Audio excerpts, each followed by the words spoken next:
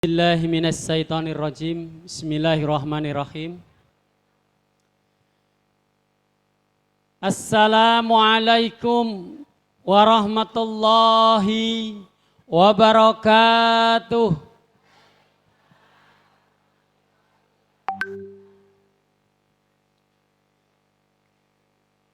Alhamdulillahi rabbil alamin. Wabihi wa nasta'inuhu wa nastaghfiruh wa na'udzu billahi min sururi anfusina wa min sayyiati a'malina may yahdihillahu fala mudhillalah wa may yudlilhu fala hadiyalah.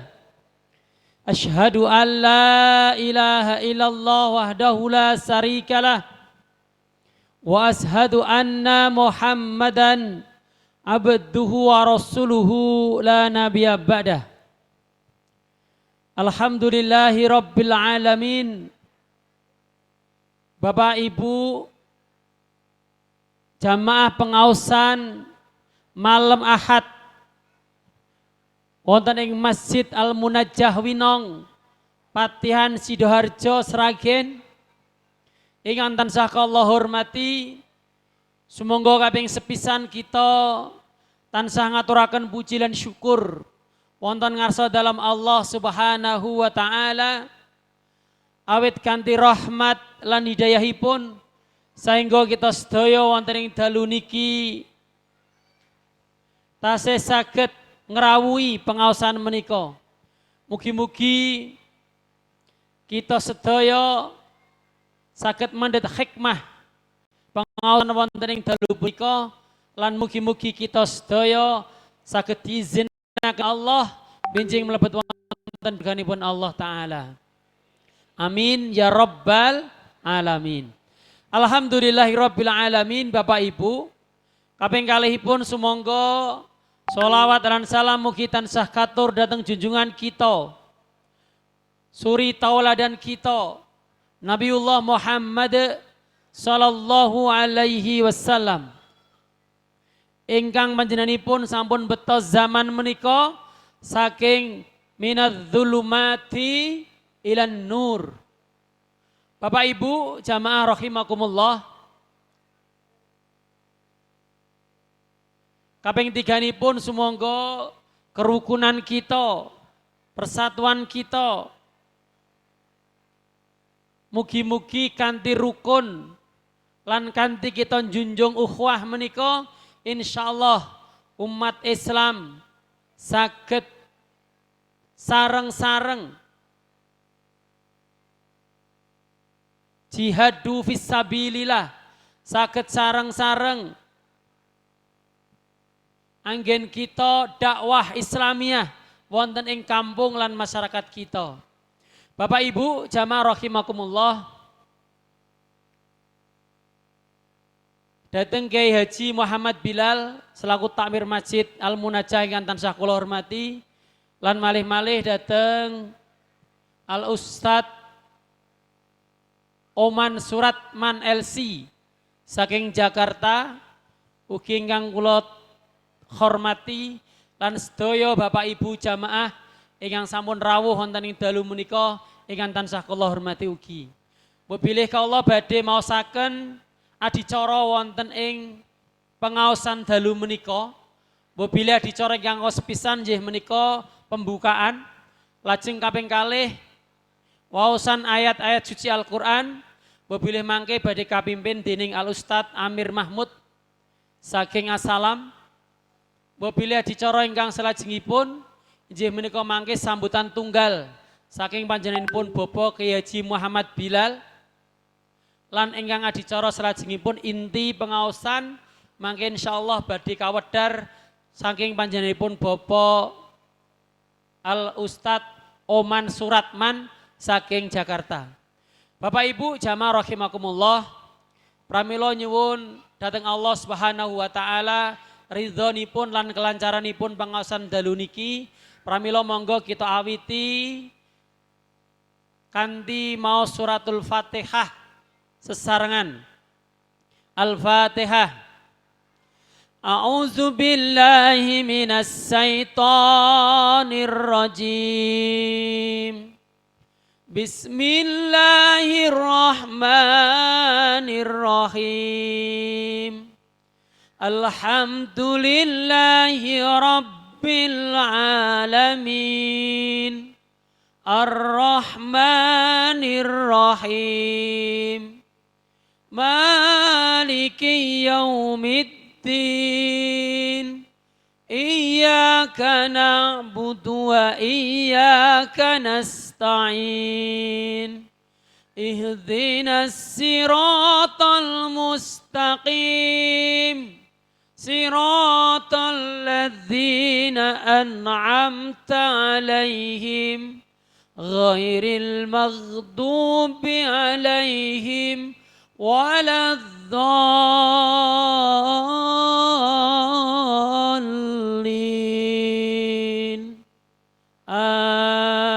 amin. Alhamdulillahirabbil alamin. Apabila dicoreng kanggo kalih nggih menika waosan tilawati suci Al-Qur'an, waosan Al-Qur'an ingkang badhe kapimpin panjenenganipun Bapak Ustadz Amir Mahmud saking Assalam. Pramila dateng panjenenganipun kula sumanggaaken.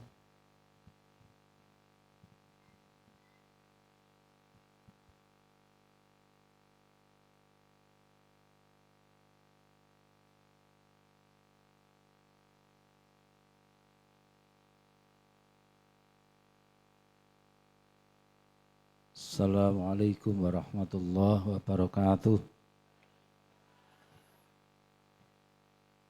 Bangga kawitan awal sangge surah Al-Baqarah. A'udzu billahi minasy syaithanir rajim. Bismillahirrahmanirrahim. Alhamdulillahi rabbil alamin. Ar-Rahmanir Rahim. Maliki yaumiddin. Iyyaka na'budu wa iyyaka nasta'in ihdinas siratal mustaqim siratal ladzina an'amta 'alaihim ghairil maghdubi 'alaihim waladdallin amin. Bismillahirrahmanirrahim. Alif Lam Mim. Dzalikal kitabu la raiba fihi hudan lil muttaqin alladzina yu'minuna bil ghaibi wa yuqimuna as-salata wa mimma razaqnahum yunfiqun والذين يؤمنون بما أنزل إليك وما أنزل من قبلك وبالآخرة هم يوقنون أولئك على هدى من ربهم وأولئك هم المفلحون الله لا إله إلا هو الحي القيوم لا تأخذه سنة ولا نعوم له ما في السماوات وما في الأرض من ذا الذي يشفع عنده إلا بإذنه يعلم ما بين أيديهم وما خلفهم ولا يحيطون بشيء من علمه إلا بما شاء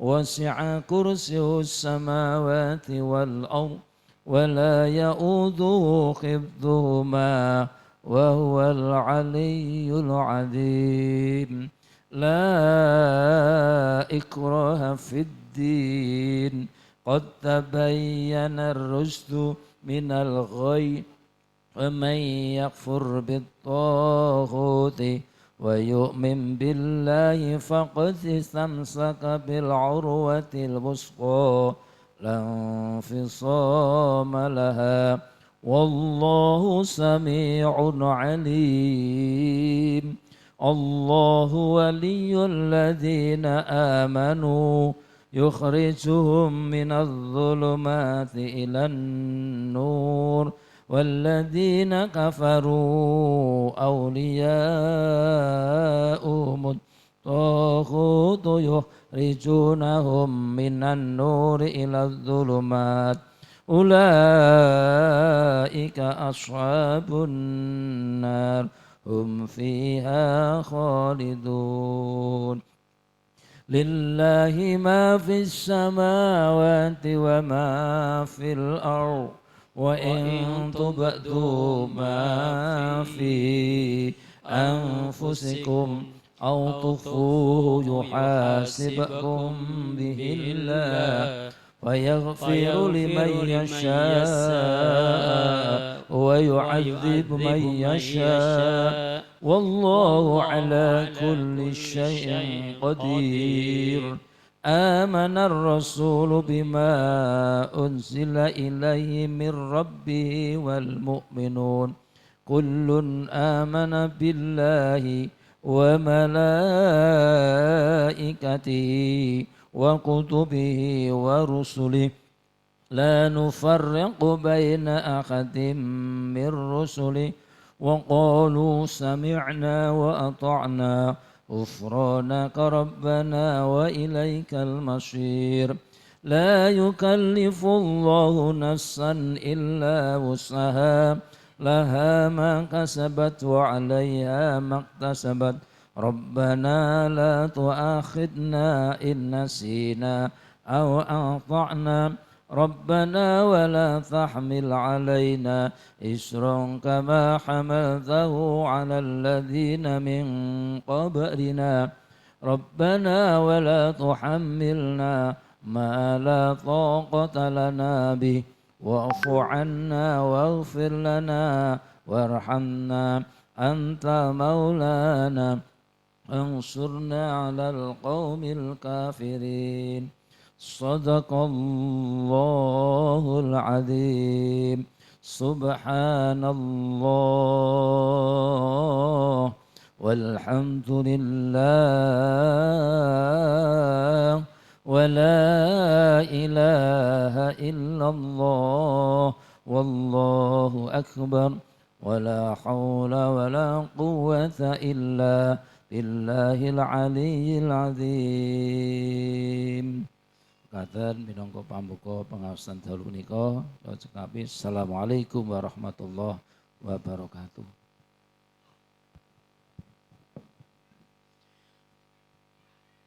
Alhamdulillahirabbil alamin. Bapak Ibu, adicara ingkang katika nggih menika sambutan tunggal saking panjenenganipun Bapak Kyai Haji Muhammad Bilal pramila dhateng panjenenganipun kala semanggaaken.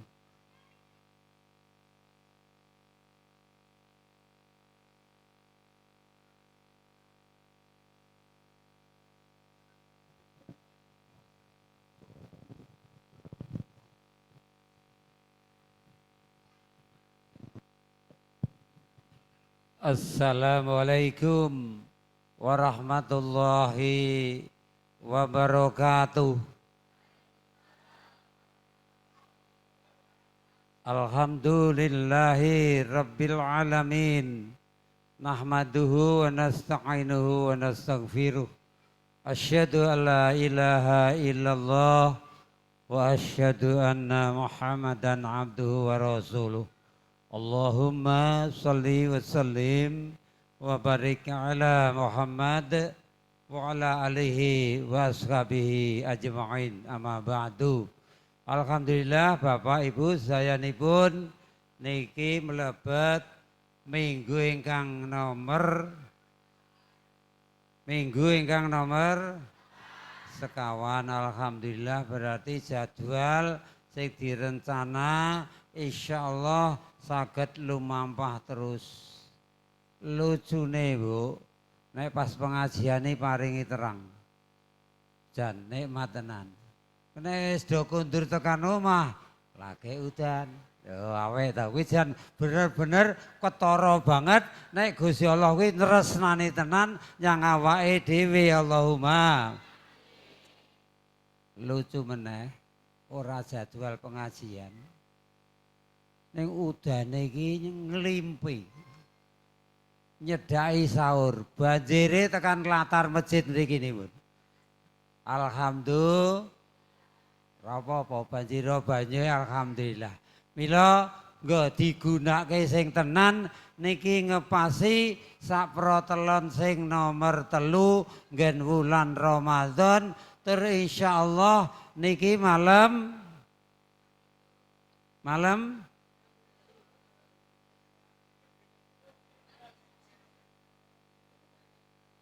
17 napa malam 26? 17. Nek wong Tewu kali Lombang kuwi karek nggon banyu sithik nggon rong. Nek biyen jenenge nggon ndil. Kuwi iwak melumpuke nang kono kuwi. Lah niki insyaallah malam 17 niki barengi tumurunipun Lailatul Qadar insyaallah.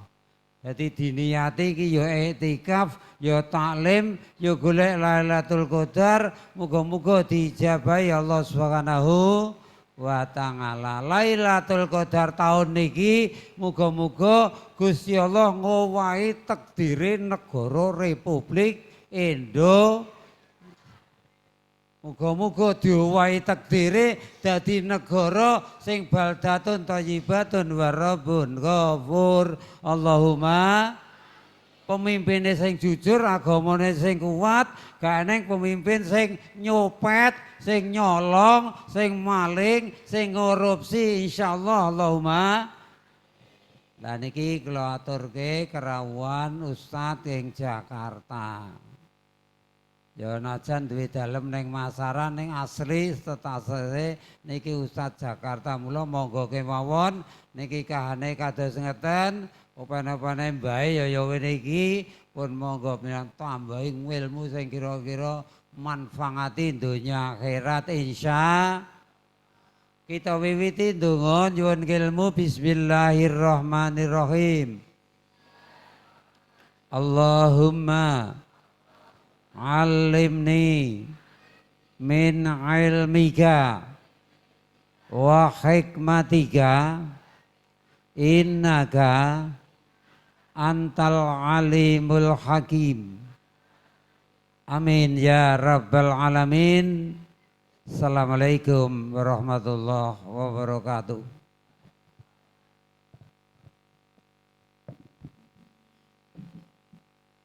Alhamdulillahirabbil alamin. Bapak Ibu, adicara salat sengipun nggih menika inti pengaosan wabil dalu niki badhe kasampaiaken jeneng Ustadz Oman Suratman LC saking Jakarta. Bapak Ibu jamaah rahimakumullah. Pramila dateng Ustadz sumangga.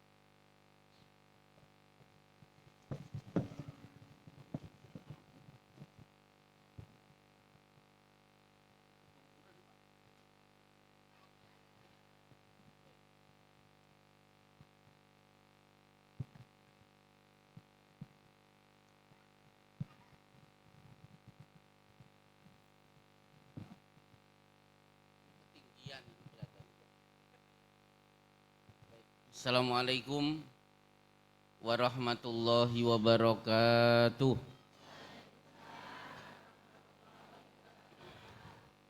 Innal hamdalillah wassalatu wassalamu ala rasulillahi asyhadu an la ilaha illallah wa asyhadu anna muhammadan abduhu wa rasuluhu wa ba'du. Ibu-ibu, bapak-bapak, jamaah majelis taklim yang dimuliakan oleh Allah, coba saya bertanya, kira-kira bapak-bapak pilih mana? Berada di depan imam atau di belakang imam? Di belakang imam nopo di belakang imam atau di depan imam, bapak-bapak, ibu-ibu? Kalau bapak-bapak yakin suatu saat posisi kita berada di depan imam, pastikan sholat 5 waktu selalu berada di belakang imam. Sepakat ya? Kalau kita yakin bahwa suatu saat kita akan berada di depan imam, pastikan sholat 5 waktu selalu berada di belakang imam. Bicara tentang sholat, maka ada 2 waktu yang akan kita tunggu-tunggu. Selalu kita tunggu-tunggu. 1, kapan datangnya waktu sholat. Dan yang kedua, kapan datangnya waktu ibu-ibu dan bapak-bapak disolatkan. Kalau ibu-ibu dan bapak-bapak yakin waktunya ibu-ibu dan bapak-bapak disolatkan pasti datang, biasakan setiap hari menunggu-nunggu waktu solat. Coba di masjid ini saya bertanya, kira-kira pernah tidak sholat jamaah selesai ada yang kehilangan sendal? Pernah? Maka saya sampaikan, kalau sholat jamaah selesai ada jamaah kehilangan sendal, maka itu musibah, tapi musibah kecil. Karena musibah yang sebenarnya, kalau sendal bapak-bapak jarang terlihat di masjid. Pilih mana? Kehilangan sendal di masjid atau bapak-bapak sendalnya jarang terlihat di masjid?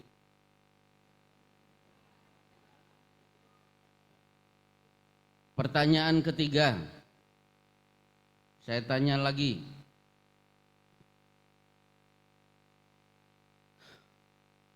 Apa lagi Pak ini?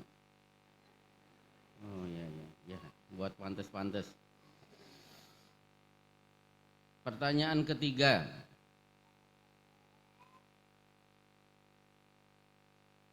mana yang bapak-bapak pilih?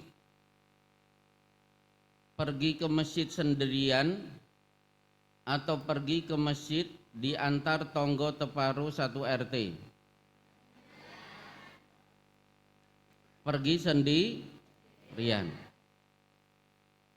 Baik, ibu-ibu, bapak-bapak yang dimuliakan oleh Allah. Hari ini saya diberi materi. Materinya apa, Mas? Apa kemarin judulnya? Amaliyah. Mas Rosid wonten apa boten? Amaliyah di akhir Ramadan. Baik. Amal pamungkas di akhir Ramadan. Sekarang saya akan memulai kajian apa yang disebut dengan ibadah. Kata Ibnu Taimiyah, ibadah adalah ismun jami'un likulli ma yuhibbuhullahu wa yardahu minal aqwali wal af'ali zahiran wa batinan. Tolong dicatat, diingat-ingat.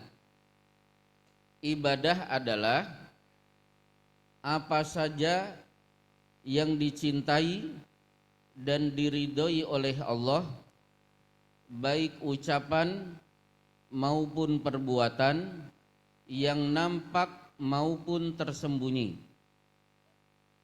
Saya ulangi lagi. Ibadah adalah ismun jami'un likulli ma yuhibbuhullah wa yardah. Apa saja yang dicintai dan diridhoi oleh Allah minal aqwali wal af'ali, baik ucapan atau perbuatan, zahiran wa batinan, baik yang nampak maupun tersembunyi. Pokoknya ibu-ibu berucap atau melakukan satu perbuatan, Allah cinta, Allah ridho, berarti yang ibu-ibu bapak lakukan adalah ibadah. Saya beri contoh. Rasulullah menggendong cucunya Hasan dan Husain. Diciumi. Datang seorang sahabat bernama Aqra bin Habis. Kaget melihat Rasulullah menciumi cucu-cucunya. Aqra berkata, "Ya Rasulullah, indi asrah minal walad ma qabaltu ahadan minhum." Saya punya 10 anak, satu pun belum pernah aku ciumi. Punya 10 anak, belum pernah diciumi. Gantian Rasulullah yang kaget. Al-qublatu hasanatun wal hasanatu bi asyri amsaliha. Ciuman orang tua untuk anak adalah perbuatan baik. Satu ciuman Allah berikan 10 pahala. Man lam yarham la yurham. Orang tua yang tidak menyayangi anak lewat ciuman berarti orang tua itu tidak dirahmati oleh Allah. Berarti mencium anak itu ibadah. Kenapa? Allah ridho dan Allah cinta. Mana buktinya? Satu ciuman diberi pahala 10. Contoh kedua. Ra'aitu rajulan yataqallabu fil jannah fi ghusnin qata'aha min dhahri tariq. Aku melihat ada orang masuk surga, amalnya adalah rajin memotong dahan di pinggir jalan. Karena tu'dil muslimin, karena pang-pang itu, dahan-dahan itu terlalu banyak sehingga mengganggu kaum muslimin yang lalu lalang. Berarti bawa golok, ranting-ranting pohon di pinggir jalan dirapikan, itu ibadah. Kenapa? Allah cinta, Allah ridho. Mana buktinya? Yataqallabu fil jannah, orang itu mundar-mandir bahagia di surga. Contoh ketiga. Man yatakaffalu li alla yas'ala ahadan syai'an wa ana atakaffalu lahu al jannah. Laki-laki yang punya prinsip, saya hanya mau makan dari hasil bekerja, aku pastikan laki-laki ini pasti masuk surga. Berarti bapak-bapak bekerja, pergi ke kantor, itu ibadah. Kenapa? Allah cinta, Allah ridho. Mana buktinya? Atakaffalu lahul jannah, aku jamin laki-laki ini pasti masuk surga. Masalah kedua tentang ibadah. Sekarang ibu-ibu, bapak-bapak, kapan ibadah itu dinilai benar? Ada yang tahu? Ada yang bisa jawab? Ibadah itu dinyatakan benar, syaratnya berapa? 2, 1 ikhlas, 2 mengikuti sunnah. Kalau bapak-bapak bingung dengan kalimat ini, ibadah itu harus ikhlas dan mengikuti sunnah, coba saya tanya. Kalau di Winong, ibu-ibu dan bapak-bapak, ibadah itu bagaimana mestinya atau bagaimana biasanya? Ibadah itu bagaimana mestinya atau biasanya, Bu? Bagaimana mestinya. Saya berikan contoh. Tetangga saya di Bekasi, diplomat, jarang di rumah, sering di luar negeri. Beliau pernah ditugaskan di Suriname. Ternyata penduduk Suriname orang-orang Jawa seperti ibu-ibu dan bapak-bapak. Namanya Purwanto, Slamet Pramujo itu biasa. Di Suriname ternyata ada kelenengan, ada campur sari. Ternyata apem ada, corobikan juga ada di Suriname. Ternyata penduduk Suriname adalah orang-orang Jawa, orang-orang Purworejo yang diangkut oleh penjajah Jepang ke Suriname. Sampai hari ini budaya Jawa masih lestari di Suriname. Kata beliau, saya mau sholat, bingung melihat ada dua masjid. Satu masjid menghadap barat, ada masjid kedua menghadap ke arah timur.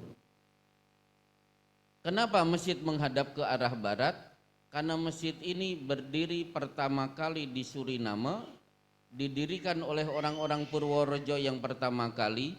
Ingat dulu di Jawa biasanya sholat menghadap ke barat. Generasi kedua anak-anak muda melihat kompas, ternyata Mekah ada di timur. Coba diberi masukan, ternyata bapak-bapak yang sudah sepuh tidak bisa dirubah.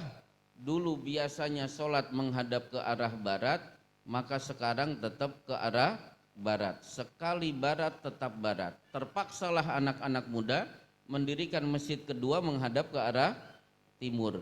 Berarti yang sholat menghadap ke arah barat ibadah bagaimana? Biasanya yang menghadap ke arah timur beribadah bagaimana mestinya. Pastikan bapak-bapak, ibu-ibu, saya beribadah sesuai dengan petunjuk dari Rasulullah Shallallahu Alaihi Wasallam. Ketiga,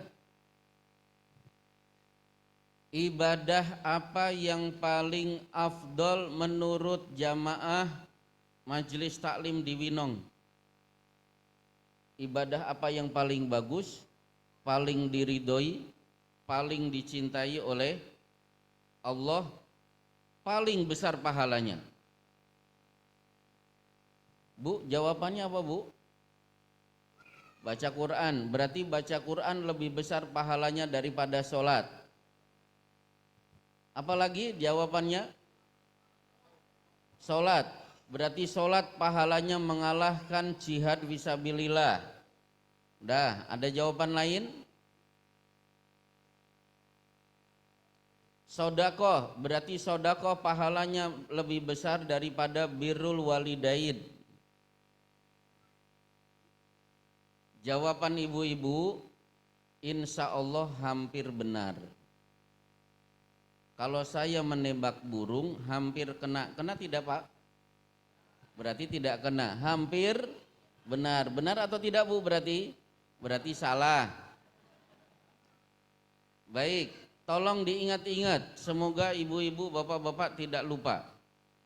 Ibadah paling afdol bukan sholat, bukan saum, bukan haji, bukan jihad fi sabilillah, tapi ibadah yang paling afdol adalah ibadah sesuai dengan situasi dan kondisi.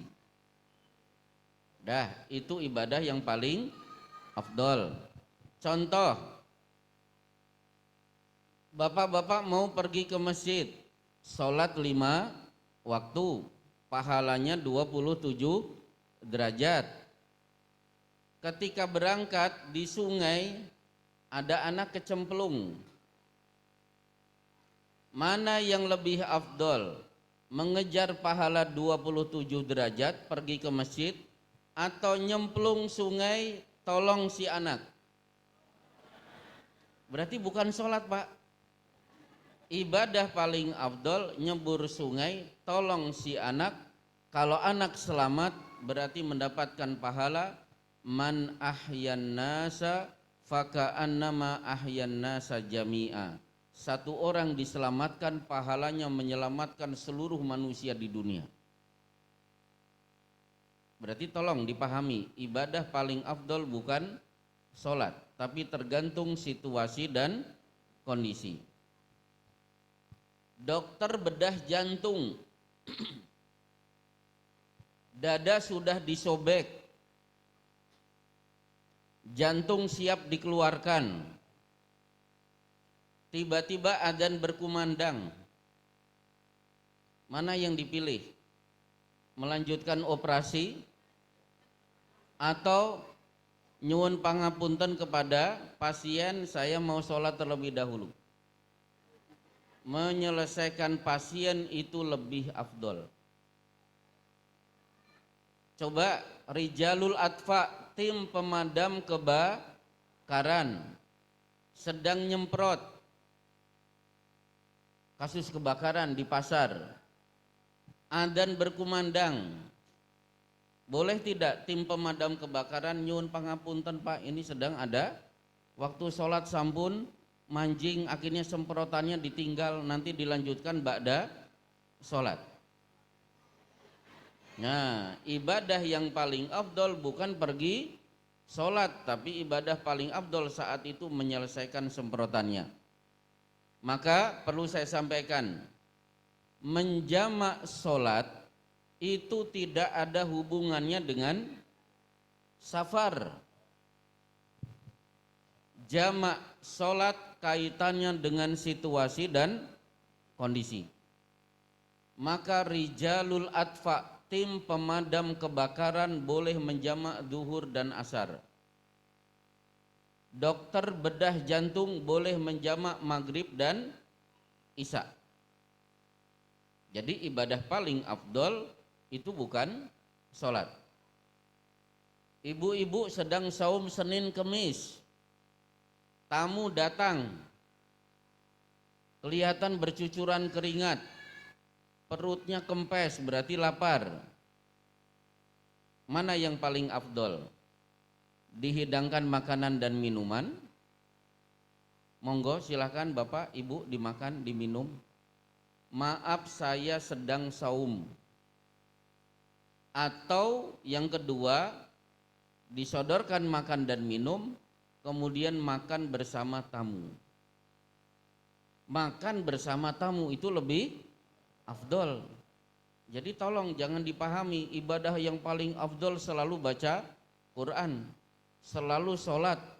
Coba ibu-ibu, bapak-bapak, ba'da maghrib atau ba'da subuh, baca Quran di rumah, baru 2 ayat pintu diketuk ada yang assalamualaikum.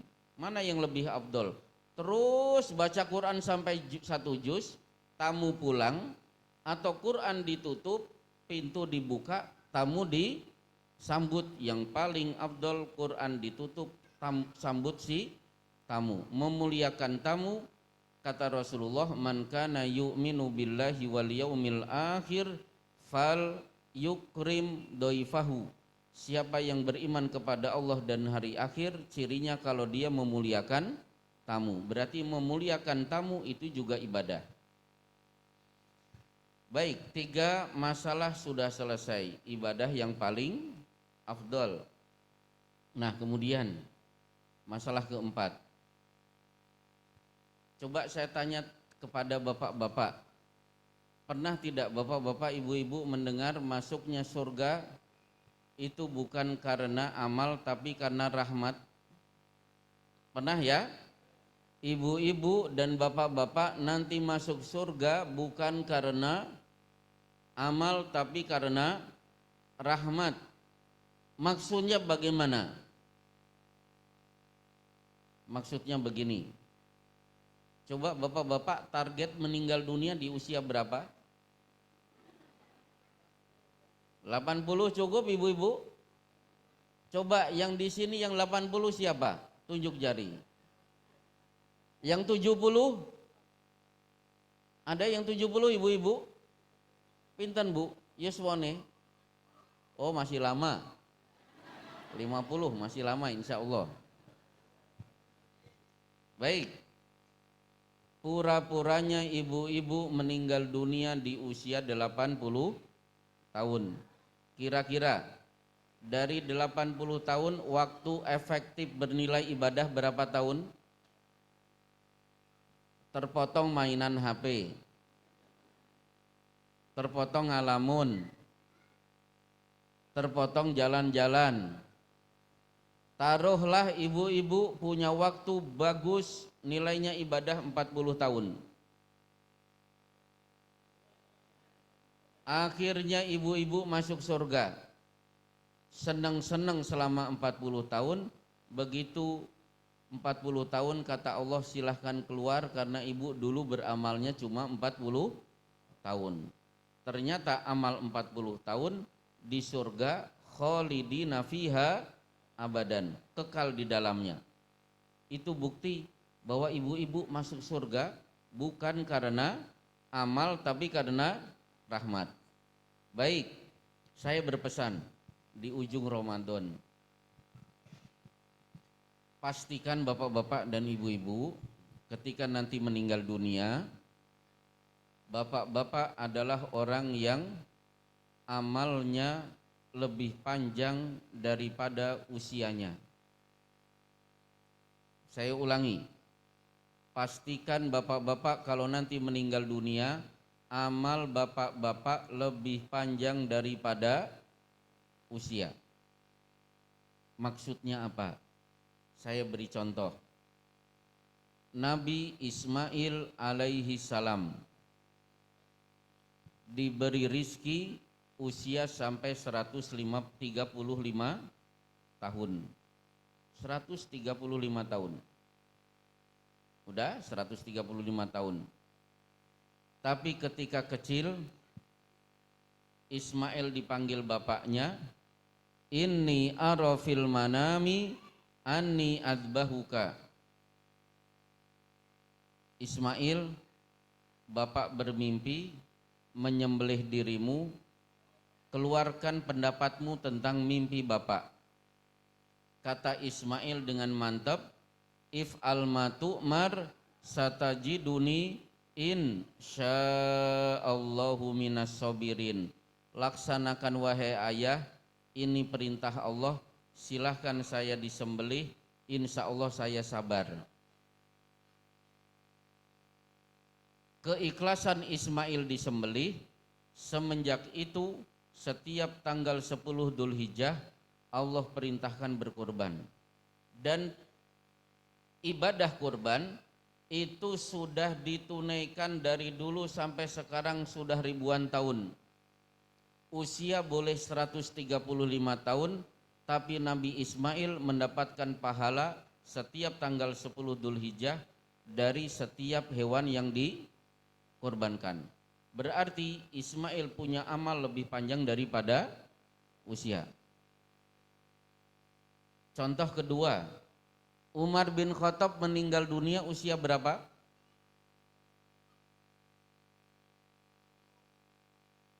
Bu, Umar bin Khattab sedo di usia berapa, Bu? 80 atau 70? 80 atau 70? 70? 70 atau 60? Silakan diinyang. 63. Rasulullah meninggal usia 63, Umar 63, Abu Bakar meninggal di usia 63 tahun. Usia cuma 63 tahun. Tapi Umar meninggalkan banyak amal. Salah satunya sedang tawaf bersama Rasulullah, tiba-tiba berbisik, ya Rasulullah, saya pengen ada ayat turun memerintahkan sholat 2 rakaat di makom Ibrahim selesai tawaf. Tidak usah nunggu besok, saat itu juga malaikat Jibril turun membawakan ayat wattakhidu mim maqami Ibrahima musalla. Jadikan makom Ibrahim sebagai tempat sholat selesai tawaf. sah diresmikan semenjak hari itu. Siapa yang tawaf selesai silahkan minggir sholat 2 rakaat. Sementara Masjidil Haram tidak ada sepinya. Setiap detik ratusan orang sholat di Maqam Ibrahim. Berarti Umar usianya cuma 63 tahun, tapi tawaf di Maqam Ibrahim tidak pernah berhenti sampai sekarang. Berarti Umar memiliki amal lebih panjang daripada usia. Contoh ketiga, maaf bapak-bapak, ini nanti ada waktu tanya jawab. Silahkan nanti yang mau bertanya, tolong panitia dipersiapkan karena kajian kita biasanya kajian tanya jawab. Boleh pakai kertas, boleh pakai mic, silahkan maju. Siapa yang maju dan bertanya, saya doakan semoga umur panjang dan bagus amalnya, meninggal dunia menjadi tetangga Rasulullah Shallallahu Alaihi Wasallam. Bukan amin yang saya butuhkan, pertanyaannya, bukan aminnya. Amin sudah kemarin kalah.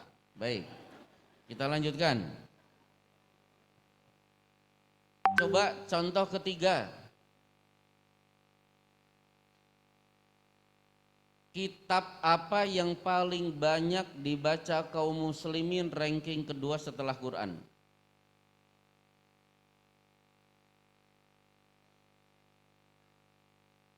Kitab yang paling banyak dibaca kaum muslimin setelah Al-Quran. Hadis Bukhari Muslim, Bulughul Maram, Sunan At-Tirmidzi, Sunan An-Nasa'i, Musnad Imam Ahmad, Sunan Ad-Darimi, Kutubus Sittah, apalagi kitab Riyadhus Shalihin. Para ulama sepakat Riyadhus Shalihin kitab yang paling banyak dibaca kaum muslimin, ranking kedua setelah Al-Quran. Penulisnya siapa? Imam Nawawi. Meninggal dunia di usia berapa? Silakan yang bawa HP tanya ke Google. Nanti insya Allah bisa terjawab. Imam Nawawi meninggal dunia di usia 45 tahun, belum sempat menikah. Berarti Imam Nawawi satu di antara 30 ulama besar sampai meninggal dunia tidak menikah.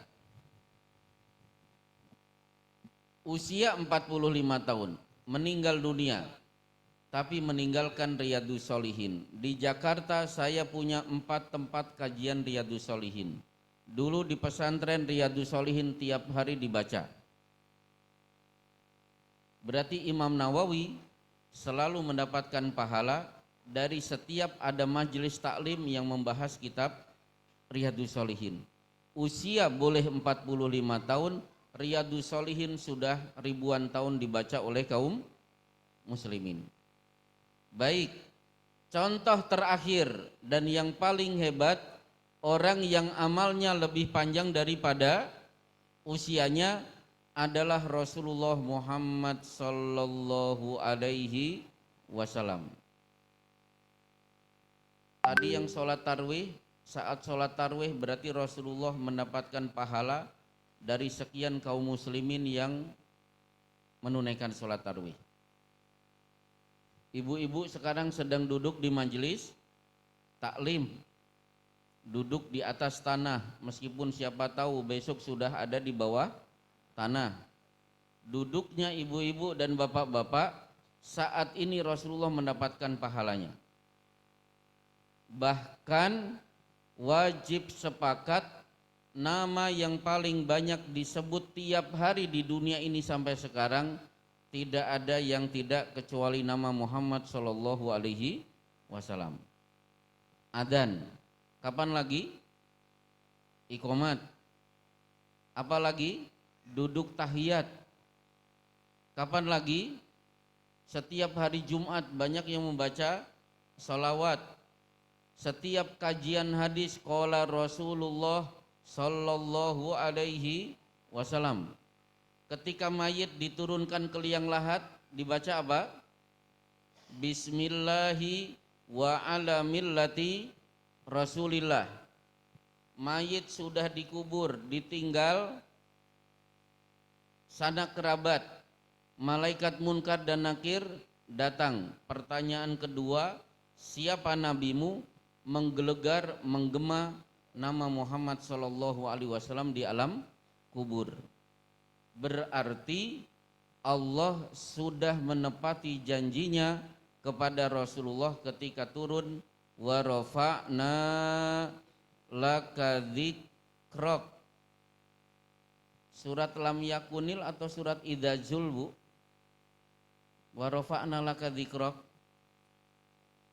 Al insyirah.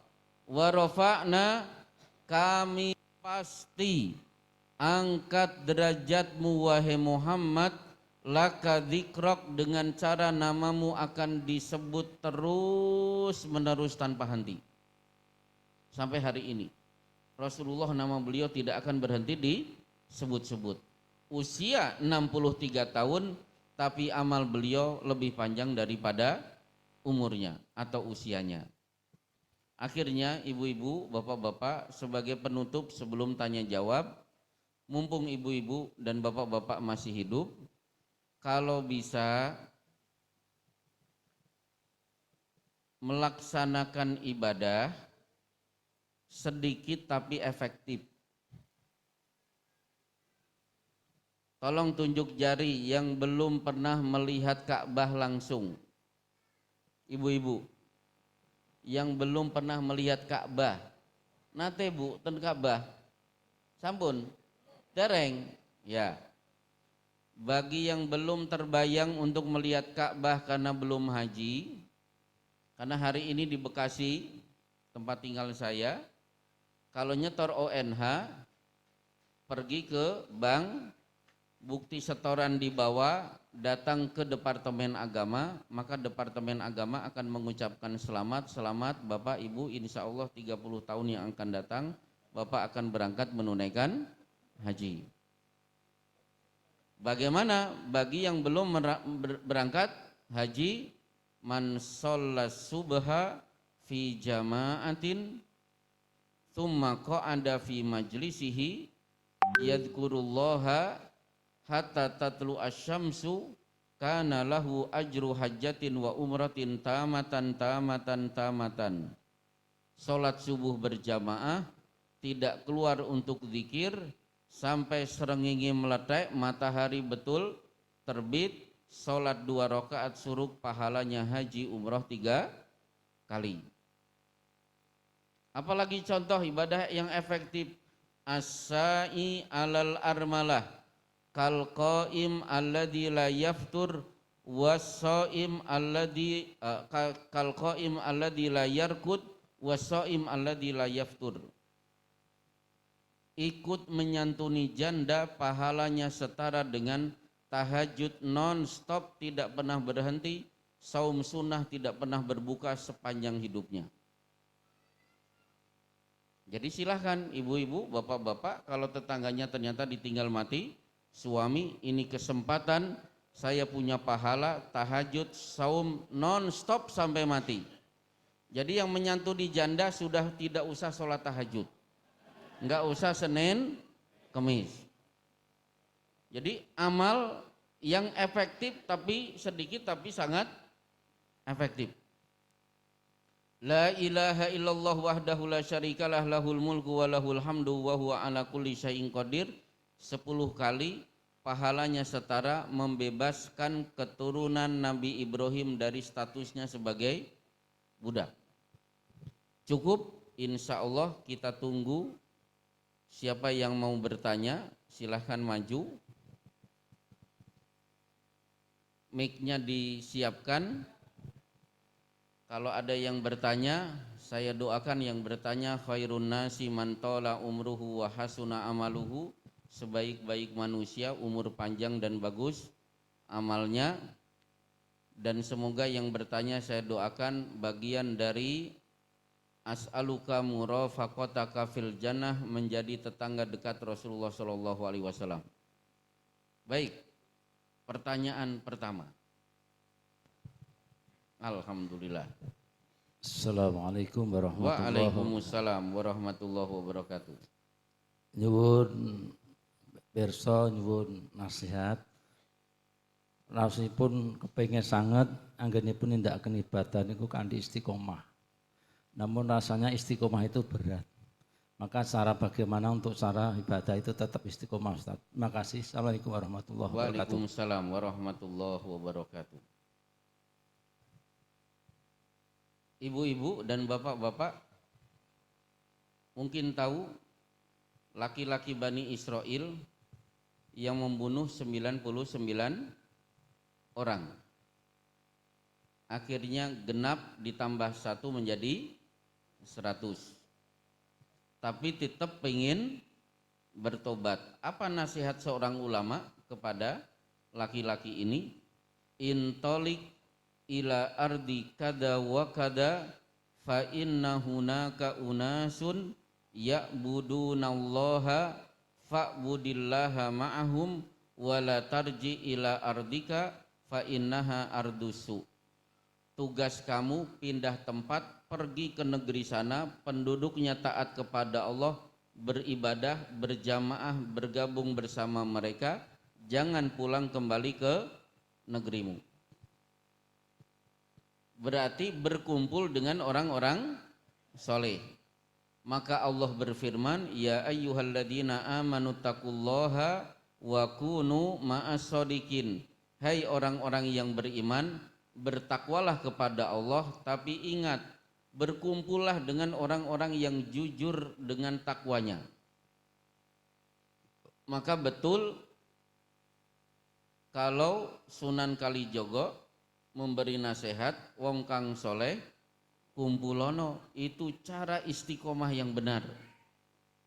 Maka bapak-bapak dan ibu-ibu, saya masih ingat ketika dulu nyantri di Ngeruki, ketika di wisuda, ustadz kita berpesan, kalian sudah bukan santri, kembali ke kota masing-masing, jangan lupa di kota-kota ada IKAPIM, Ikatan Alumni Pondok Pesantren Al Mukmin. Diminta untuk tetap punya kegiatan di situ karena akan terikat dengan sesama alumni.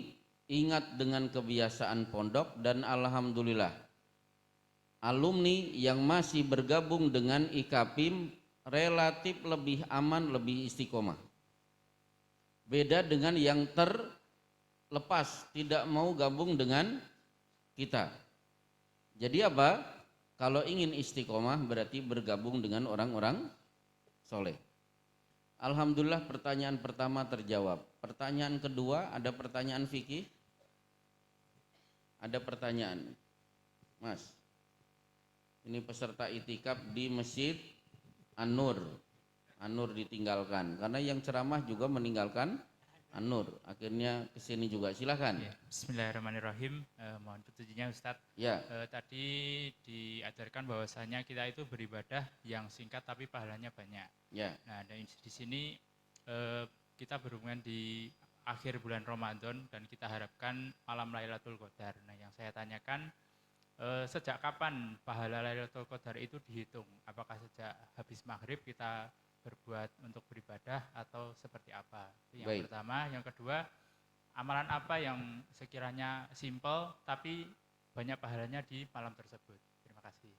Ya, saya beri contoh ibu-ibu. Ada jamaah ibadahnya terlalu banyak tapi tidak efektif. Contoh begini, saya masuk masjid setelah adzan duhur berkumandang. Kira-kira mana yang lebih dahulu saya laksanakan? Qobliyah duhur atau tahiyatul masjid? Tahiyatul masjid dulu baru qobliyah. Sementara sebelumnya kita pergi ke tempat wudhu, berarti punya 3 PR. Sholat tahiyatul masjid, qobliyah duhur, dan sholat ba'da wudhu. Ada jamaah 6 rakaat diselesaikan. Itu kurang kerjaan. tidak efektif. Kalau ngerti dalil, ngerti fikih, ibadahnya tidak seperti itu. 2 rakaat tahiyatul masjid, berdiri lagi 2 rakaat qobliyah, berdiri lagi 2 rakaat ba'da wudu. Kenapa? Kaedah usul fikih mengatakan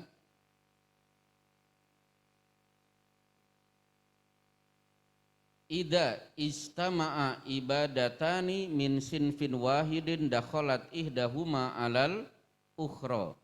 Bila ada 2 ibadah, caranya sama, kedudukannya sama, maka cukup lakukan 1 ibadah, kita sudah mendapatkan 2-3 ibadah itu. Berarti masuk masjid cukup 2 rakaat, 2 rakaat ini tahiyatul masjid, ini qobliyah, ini sholat ba'da wudu. Kalau Bapak bingung, saya berikan contoh. Hari Jumat tanggal merah, jam 9 pagi, bapak-bapak campur dengan istrinya. Selesai campur, bapak kan punya 2 PR. Mandi karena campur suami istri, mandi karena akan sholat Jumat.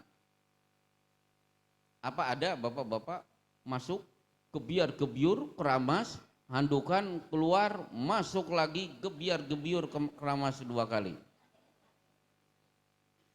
Itu contoh, cukup sekali mandi, ini untuk yang tadi, dan ini untuk yang akan datang untuk sholat Jumat. Jadi Bapak kalau duduk di pengajian, pelajaran fikih disampaikan, insya Allah ibadah Bapak akan efektif, gak usah banyak-banyak. 2 rakaat sudah dapat 3 in 1. Waktu sisa untuk baca Quran, untuk berdoa, untuk zikir. Baik, sekarang Lailatul Qadar kapan dimulai? Pergantian hari dalam Islam adalah ketika matahari sudah terbenam.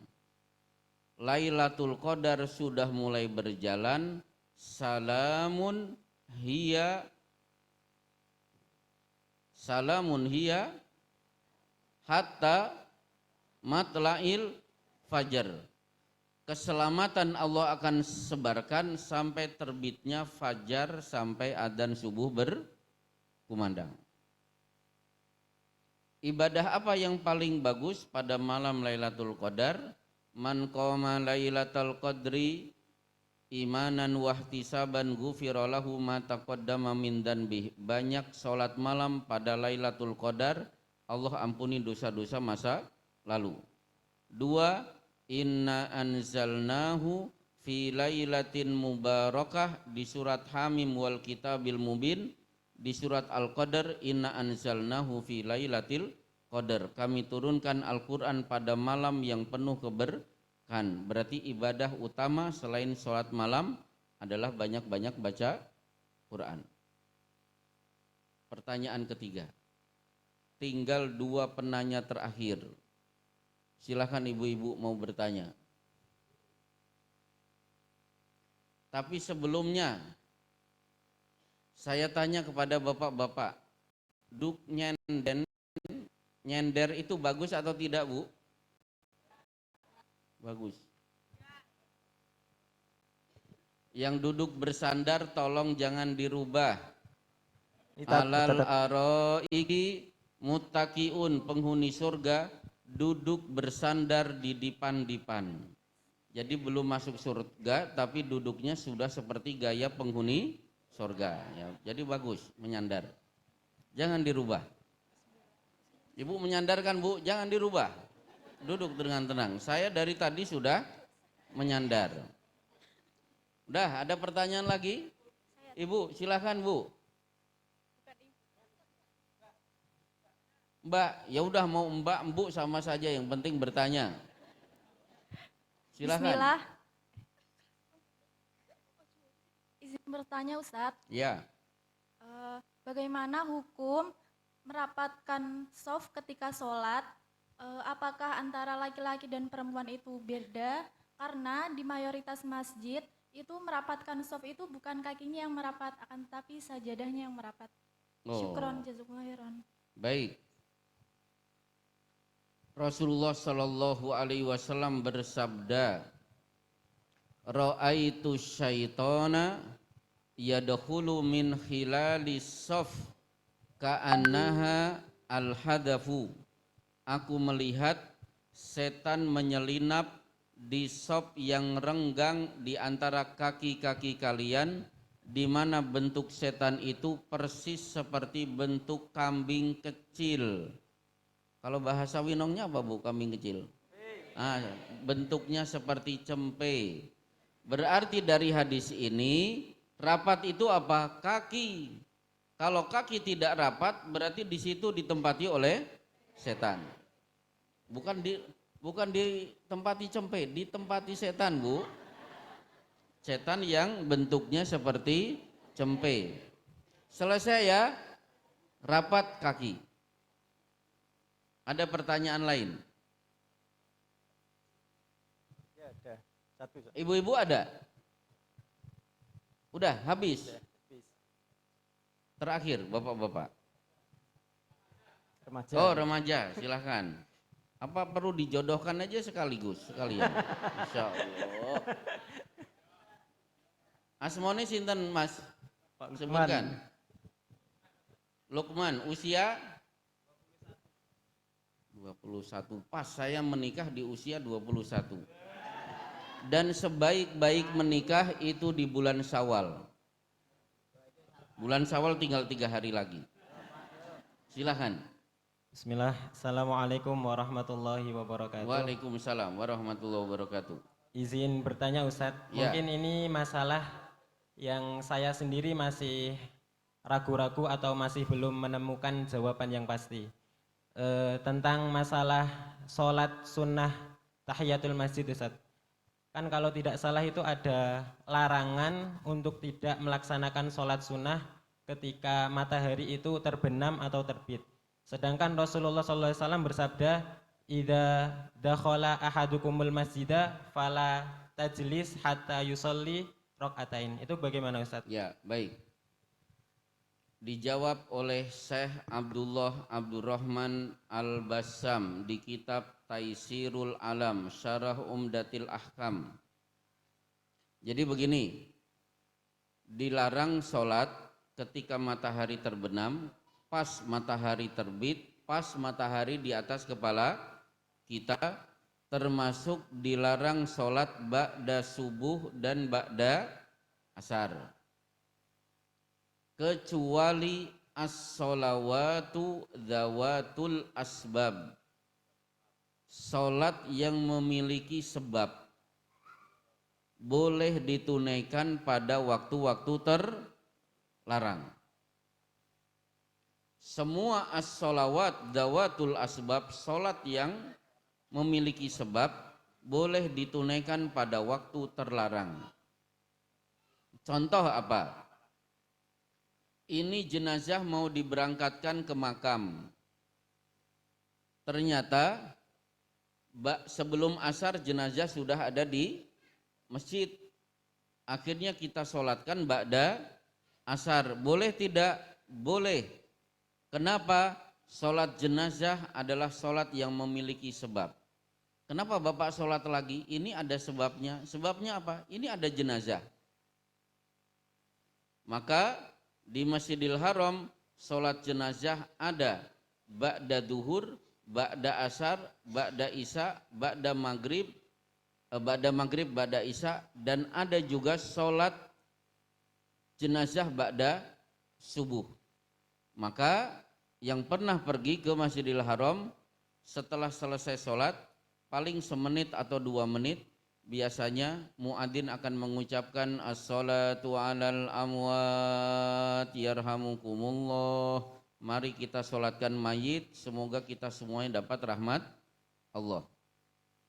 Termasuk sholat gerhana. Saya masih ingat 8 tahun yang lalu, gerhana terjadi pukul 5:15, padahal itu ba'da subuh, gerhana bulan. Berarti sholat karena ada sebab. Termasuk kalau saya masuk ke masjid, idza dakhala ahadukum al masjida fala yajlis hatta yusalli raka'ataini, tidak boleh orang yang masuk ke masjid untuk duduk sebelum dia sholat 2 rakaat. Berarti bagi bapak-bapak yang sedang itikaf, ba'da subuh baca Quran, baru 1 lembar, tiba-tiba perut sakit, masuk WC, wudu, masuk masjid lagi untuk melanjutkan baca Quran, boleh menunaikan sholat tahiyatul masjid. Padahal itu waktu yang dilarang. Jadi as-sholawatu dzawatul asbab, sholat yang memiliki sebab boleh dilakukan di waktu terlarang. Selesai setengah pertanyaan lagi. Ya, terakhir. Waalaikumsalam warahmatullahi wabarakatuh.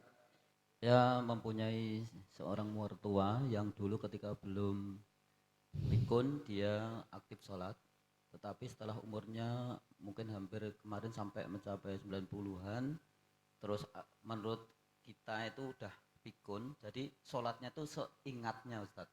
Jadi kita suruh juga kadang nggak mau karena Don Sewu agak sudah berubah. Ya.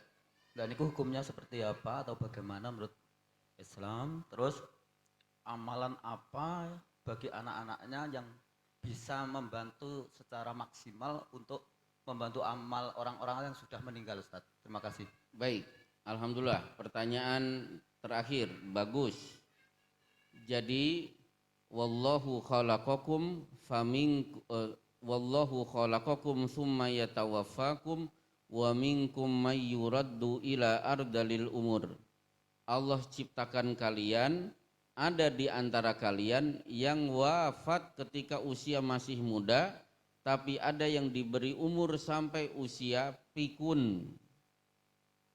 Nah, pikun berarti akalnya sudah tidak seperti ketika masih muda.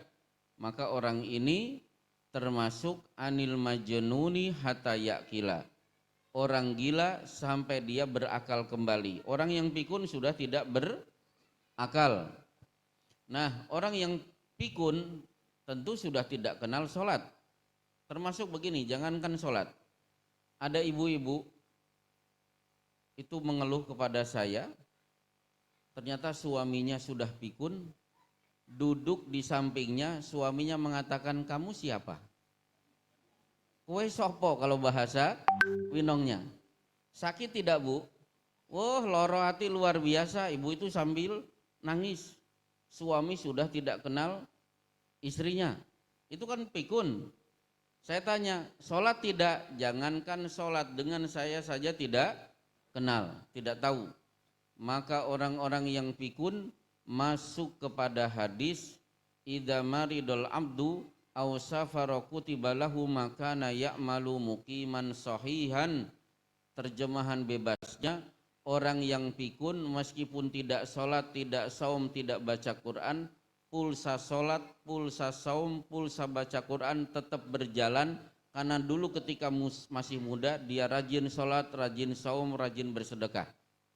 Dah, berarti sudah tidak perlu sholat lagi. Dan bapak saya juga pernah pikun, tapi pikunnya tidak permanen. Sering lupa, khusus satu yang tidak lupa, yang membuat kita terhibur. Karena setiap bulan saya selalu pulang ke Tasikmalaya, karena asal saya kan Tasikmalaya meskipun pernah di Masaran. Sebulan sekali pulang, ritual begitu saya datang langsung memberi uang beberapa lembar. Kadang-kadang 1 lembar saya ambil, itu bapak saya ingat. Pokoknya nggak bisa, ini kemarin jumlahnya ada 6 lembar, kenapa kurang 1? Tapi kadang-kadang sholat lupa, khusus uang ingat. Baik, kita lanjutkan. Allahu yarham. Nah sekarang, bagaimana bapak saya sudah meninggal dunia?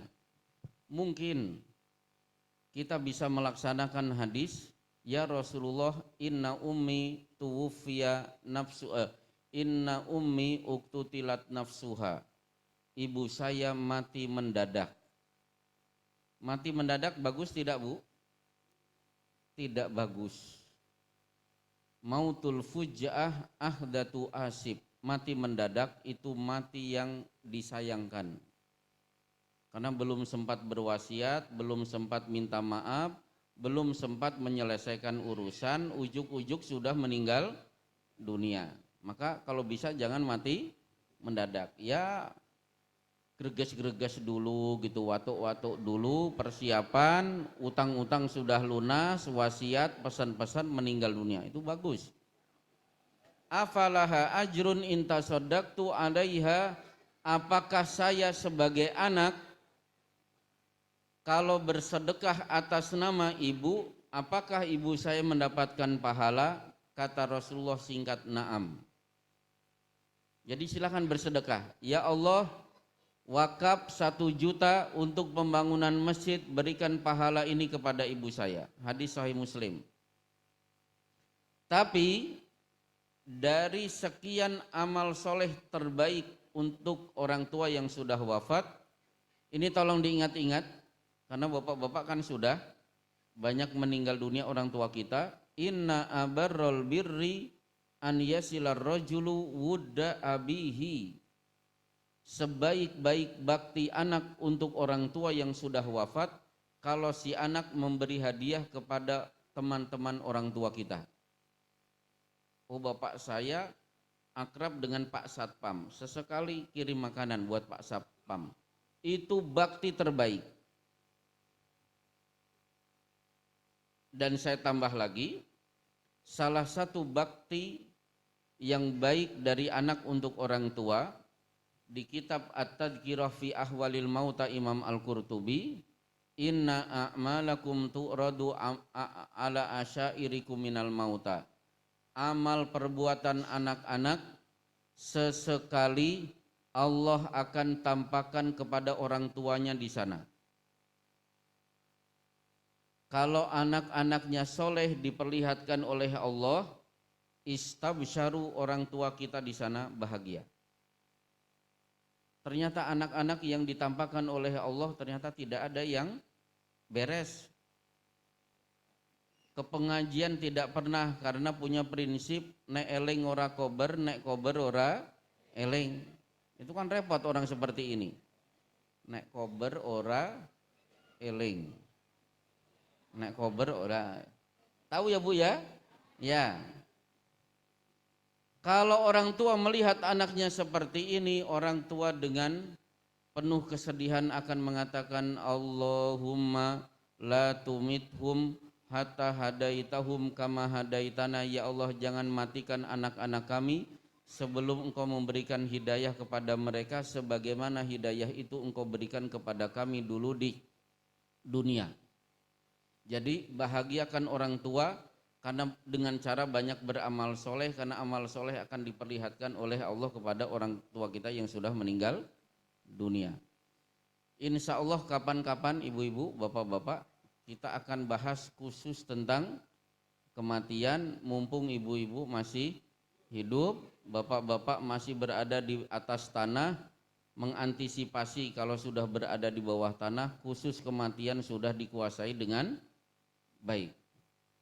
Cuma masalahnya Syawal saya sudah pulang ke Bekasi, itu problemnya. Kapan kira-kira saya balik lagi ke Winong? Doakan saja bapak-bapak, ibu-ibu, semoga saya bisa kembali berkumpul, bertemu dengan bapak-bapak dan ibu-ibu dalam keadaan Ustadz Muhammad Bilal dalam keadaan sehat walafiat, bisa bersama kita semuanya. Wassallallahu ala Muhammad wa ala alihi wassohbi wassalim. Assalamualaikum warahmatullahi wabarakatuh.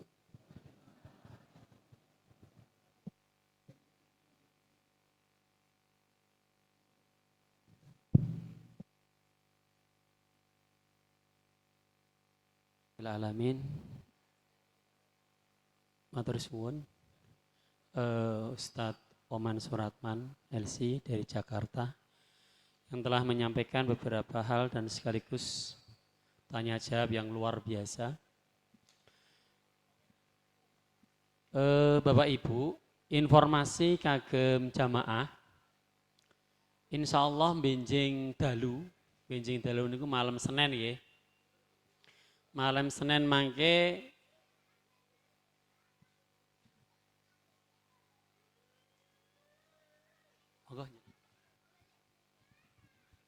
Assalamualaikum warahmatullahi wabarakatuh. Niki tambah pengajian akbare tambah sewengi besok. Iki malam Ahad. Iki malam Ahad, malam Senin benjing-benjing wangsul melih. Malah mubaleke ke Turki. Kok Turki. Ke Palestina. Langsung ke Palestina, rombongan Palestina ajeng teng Masjid Al Munajah Winong.